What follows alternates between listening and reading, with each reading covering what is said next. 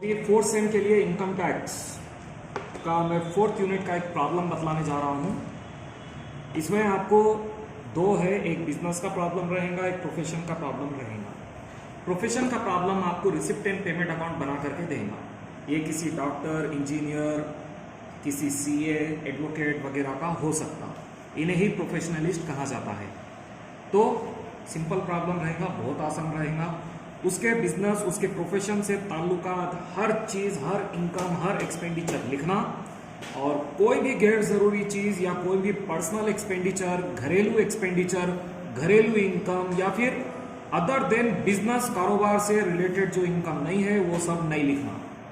Other than business, other than profession, कोई भी receipt, कोई भी पेमेंट नहीं लिखना, चाहे वो पर्सनल हो, घरेलू हो या कुछ भी हो। तो प्रॉब्लम किस टाइप का रहता है और किस तरीके से सॉल्व किया जाना चाहिए, मैं चलिए आपको दिखाता हूँ। अब जैसा कि यहाँ पर एक प्रॉब्लम है, प्रॉब्लम नंबर है 17। Doctor Vikram Desai has furnished the following receipt and payment for the financial year 31 March 2020. Compute income from profession and tax liability if income from other head is 6,21,000 in qualified saving under section 80C 1 lakh रुपये। Answer मालूम करना है, साथ में tax liability भी मालूम करना है। हो सकता है आपको प्रॉब्लम में टैक्स लायबिलिटी कैलकुलेट करने के लिए ना पूछे, लेकिन इस प्रॉब्लम में इसने पूछ लिया है। बहुत मुश्किल है, अगर कभी आपको वो पूछ ले तब भी आसान है। मैं आसानी से वो भी, चलिए ये प्रॉब्लम में करके दिखाई देता हूँ। लेकिन सबसे पहले हम प्रोफेशन का पहले ये प्रॉब्लम सॉल्व कर लेंगे।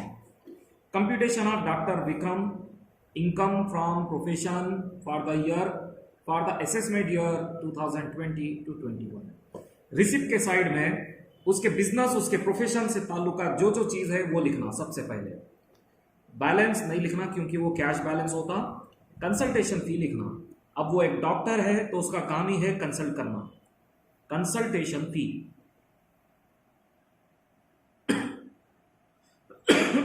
आप टोटल मिलाकर ले सकते हैं 6,09,000। उसके बाद में है विजिटिंग फीस, ये भी लिखना। कोई डॉक्टर को भी कोई हॉस्पिटल में विजिट करा होगा वो, ये है 1,70,000। इसके बाद में गिफ्ट फ्रॉम पेशेंट्स, अगर कभी गिफ्ट फ्रॉम पेशेंट है तो लिखना चाहिए गिफ्ट फ्रॉम पेशेंट, क्योंकि पेशेंट तो उसकी पार्टी से, बिजनेस पार्टी से। गिफ्ट फ्रॉम पेशेंट है 48,000, लेकिन गिफ्ट फ्रॉम रिलेटिव वगैरह अगर दिया तो नहीं लिखना। बर्थडे एक्सपेंसेस नहीं लिखना चाहिए। फीस फ्रॉम लेक्चर लिखना चाहिए, fees from lectures. Birthday expenses personal हो जाता, इसलिए उसे नहीं लिखा गया। यह है 96,500। उसके बाद है बैंक लोन, नहीं लिखना। लोन नहीं लिखना, हाँ इंटरेस्ट ऑन लोन है तो आप लिख सकते थे, बैंक लोन नहीं लिखना है। लोन फ्रॉम वाइफ भी नहीं लिखना है, लोन लिखना ही नहीं है आपको। उसके बाद है remuneration from articles publish in professional magazine. Remuneration from article वो है, देखिए 31,500। इसके बाद में remuneration from translating the book, नहीं ये अदर इनकम हो गई, ये नहीं लिखना। रेंट फ्रॉम हाउस प्रॉपर्टी, ये इनकम फ्रॉम हाउस प्रॉपर्टी में आना चाहिए, प्रोफेशन में नहीं। फिर है टेलीफोन कॉल्स, ये आप लिख सकते हैं, टेलीफोन कॉल्स, ये है 4,300। तो ये हो गए इनकम के साइड। अब पेमेंट के साइड हम देखेंगे, कुछ एडजस्टमेंट भी है, वो भी एक नजर देख लेंगे। 1/4 car is used for personal, car से ताल्लुकात जो भी कोई एक्सपेंडिचर रहेगा उसको हम 3/4 लेंगे, क्योंकि 1/4 पर्सनल हो चुका है। और डिप्रिसिएशन पूरे एसेट के ऊपर इनकम टैक्स रूल के हिसाब से 28,530 होना चाहिए, बुक्स को छोड़कर। अच्छी बात, तो ये भी हम डिप्रिसिएशन कंसिडर करेंगे। तो चलिए पेमेंट के साइड आपको क्या क्या लिखना है मैं आपको दिखा देता हूं। इसका टोटल करना है, थोड़ी देर में करेंगे हम। तो सबसे पहले लिखेंगे रेंट। रेंट आप करेंट ईयर, लास्ट ईयर दोनों का मिलाकर लिख सकते हैं 130। उसके बाद है इलेक्ट्रिसिटी, इलेक्ट्रिसिटी भी आपको लिखना पड़ेगा 30,800। इसके बाद में म्युनिसिपल टैक्स, ये नहीं लिखना, ये हाउस प्रॉपर्टी से ताल्लुकात है। उसके बाद मेंबरशिप फीस, डॉक्टर एसोसिएशन है तो कोई प्रॉब्लम नहीं है, डॉक्टर एसोसिएशन लिखना चाहिए 5300, लेकिन लॉ एंड क्लब ये पर्सनल हो गया, ये नहीं लिखना। Loan to son in law नहीं लिखना, गिफ्ट टू वाइफ नहीं लिखना, गिफ्ट टू पेशेंट है तो आप लिख सकते थे। लाइफ इंश्योरेंस प्रीमियम नहीं लिखना, वो खुद का प्रीमियम कर रहा तो उसका निजी, उसका प्राइवेट एक्सपेंडिचर हो गया वो। गिफ्ट टू पेशेंट लिखना चाहिए। गिफ्ट टू पेशेंट्स है देखिए 44,000। सैलरी टू स्टाफ लिखना चाहिए, सैलरीज टू स्टाफ ये अमाउंट है देखिएगा 2,66,000। अब है कार एक्सपेंसेस 2,11,000 इंटू 3/4 करना है, क्योंकि 1/4 कार पर्सनल है।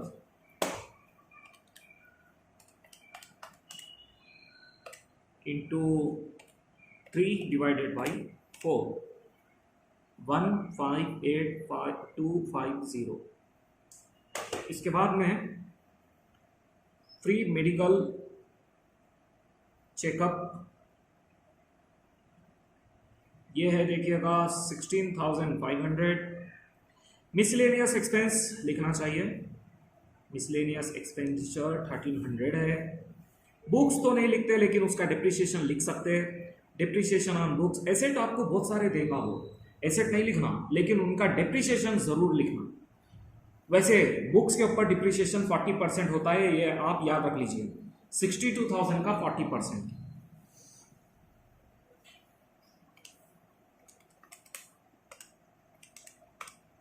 $24,800।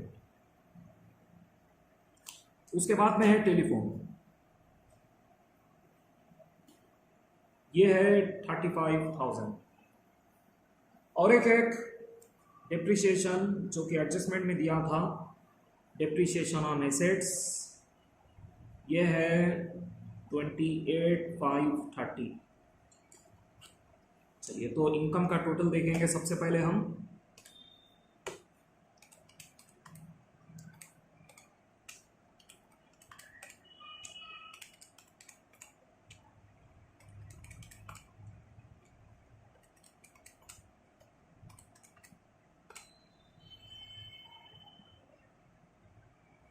पेमेंट का टोटल करके माइनस कर देंगे 130।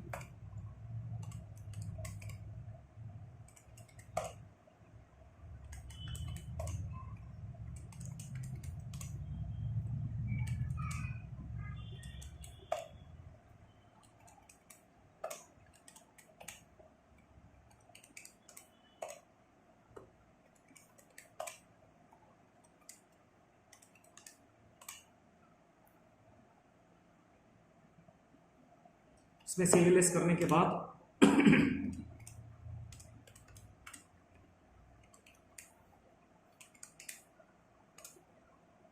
$21,820 ये है income from profession. Income from profession liability भी हम मालूम करके बतला देंगे आपको। तो अभी प्रोफेशन से हमें इनकम आया था, प्रोफेशन इनकम आई थी 2,18,820 की। और प्रॉब्लम में जैसे कि इसने कहा है कि income from all other heads 6,21,000।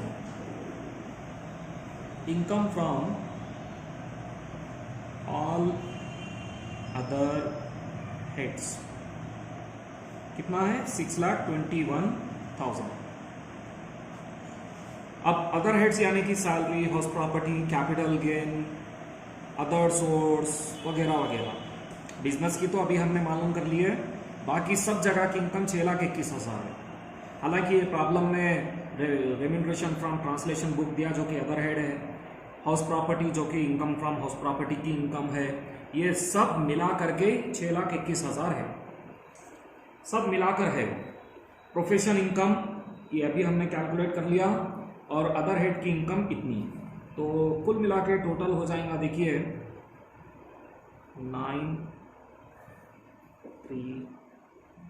8,39,820 ये है ग्रॉस टोटल इनकम।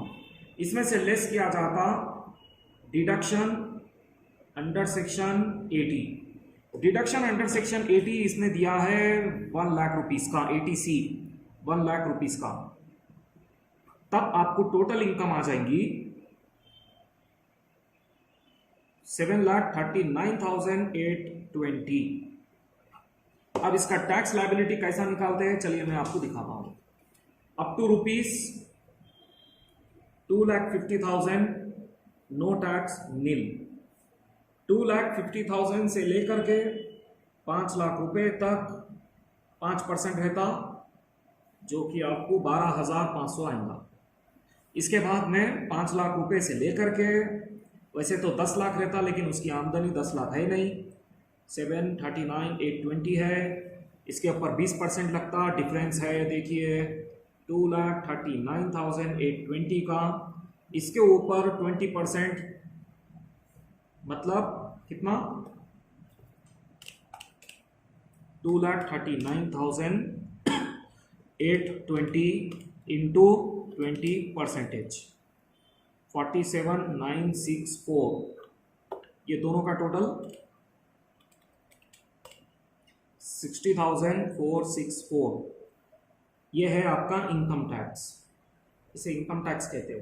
अब इसमें ऐड करना पड़ेगा एजुकेशन सेस, एजुकेशन सेस है 4%, याद रखिए इसका 4% होगा 241, 8.5 है ना तो 9 ले सकते हैं।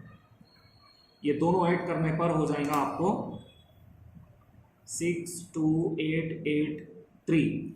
कभी भी टैक्स लायबिलिटी राउंड ऑफ करके ली जाती, यानी कि टैक्स लायबिलिटी आपको होंगी 62,880, 10 रुपये राउंड ऑफ कर दिया जाता, ये टैक्स उसे भरना पड़ेगा।